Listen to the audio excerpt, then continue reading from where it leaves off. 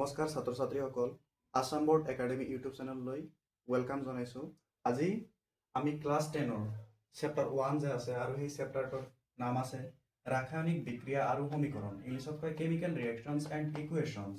আৰু এই চেপ্টাৰটিত most important টপিকটো হৈছে ৰাসায়নিক বিক্ৰিয়াৰ প্ৰকাৰ, টাইপছ অফ কেমিকেল ৰিয়েকশ্যনছ, যে ৰাসায়নিক বিক্ৰিয়াৰ প্ৰকাৰ কি কি আছে সেই প্ৰকাৰবোৰ আমি পঢ়িম।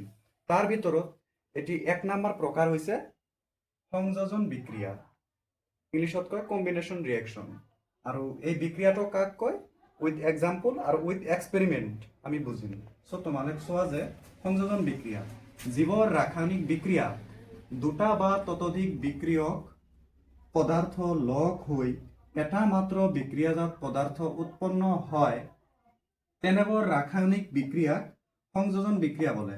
যে জীবর রাসায়নিক বিক্রিয়া দুটা বা তাতকৈ অধিক বিক্রিয়ক পদার্থ লগ হৈ এটা মাত্র বিক্রিয়াজাত পদার্থ উৎপন্ন হয় সেই বিক্রিয়াটোক আমি কি বিক্রিয়া বুলি কম?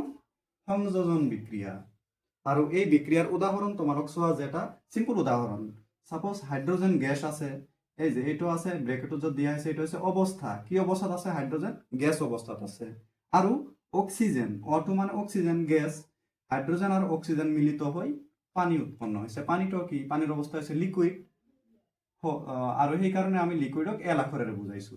সেম এক্সাম্পল আৰু দুটা আছে, যে ক্যালসিয়াম অক্সাইড আৰু পানী লগ হৈ ক্যালসিয়াম হাইড্ৰক্সাইড উৎপন্ন হৈছে। আৰু এই ক্যালসিয়াম হাইড্ৰক্সাইডৰ যি অৱস্থা আছে স্টেট, সেইটো হৈছে একুৱাছ। সো আমি একুৱাছক এ কিউৰ দ্বাৰা লিখিছো। সেম তেনেকৈ আন এটা এক্সাম্পল আছে কাৰ্বন আৰু অক্সিজেন। কাৰ্বন এইটো হৈছে সলিড অৰ্থাৎ গোটা, আৰু অক্সিজেন এইটো আছে গ্যাস। সো এই দুয়োটা মিলিত হৈ কার্বন ডাই অক্সাইড গ্যাস উৎপন্ন হৈছে। সো এই বিক্রিয়াটো যে উৎপন্ন হল সংযোজন বিক্রিয়া, ইয়ার স্টাইলটো কি অর্থাৎ গঠন হওয়ার যে নিয়ম, মডেলটো কি? এই যে চোৱা ৰিয়েকশন ফৰমেশন অফ স্টাইল, ৰিয়েকশন ফৰমেশন স্টাইল, যে এ প্লাস বি, এ আৰু বি যোগ হৈ এ বি এটা পদাৰ্থ উৎপন্ন হৈছে। এই দুটা হৈছে বিক্ৰিয়ক পদাৰ্থ, আৰু এ আৰু বি লগ হৈ বিক্ৰিয়াজাত পদাৰ্থ উৎপন্ন হৈছে, আৰু এইটো হৈছে এ বি। সেম তেনেকৈ আমি এটা এক্সপেৰিমেন্ট চাওঁ, যে আমি এটা বিকাৰ লৈছো আৰু এই বিকাৰটিত আমি পানী লৈছো, তার লগতে আমি ক্যালসিয়াম অক্সাইড ঢালি দিছো। এই যে এই বিক্রিয়াটি আছে, ফার্স্ট লৈছাম পানী, পানী এইটো হৈছে লিকুইড অৱস্থাত আছে। তাৰ পাছত আছে calcium oxide CaOH, calcium oxide আছে। এই যে তোমালোকে ইয়াত আছে ক্যালসিয়াম অক্সাইড আছে, ক্যালসিয়াম অক্সাইড হ'ব CaO, এইটো আছে সলিড অৱস্থাত। যদি আমি এই সলিড বিলাক ক্যালসিয়াম অক্সাইড খিনি ঢালি দিও পানীত, তেতিয়া আমার উৎপন্ন হব কি? ক্যালসিয়াম হাইড্রক্সাইড, আর এইটো হব একুয়াস।